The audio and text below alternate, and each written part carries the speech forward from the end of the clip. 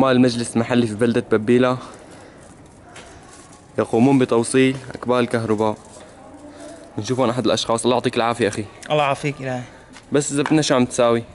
عم نصلح الكابلات المقطعة بسبب القذائف اللي عم تنزل على ببيلة، وعم نصلحها. كل ما عم نصلحها بترجع بتنقطع، يعني القذائف كل يوم عم تنزل قذائف على ببيلة وعم بتقطعها. كل يوم نطلع بنوصل، شوفت عينك عم نطلع نوصل، وهي الكبال هي كلياتها نحن موصلها كلها مقطعة. كلها مقطعة هي، وعم نرجع نوصلها نرجع بنركبها، والقذائف عم ترجع تقطعها. بدنا معدات، يعني ما في معدات، والعالم بدها كهرباء هون ببيلة. صرنا 4 5 اشهر بلا كهرباء هون، ما شاء وعم الله. نعاني من كل شيء. الله يعطيك العافية. الله يعافيك.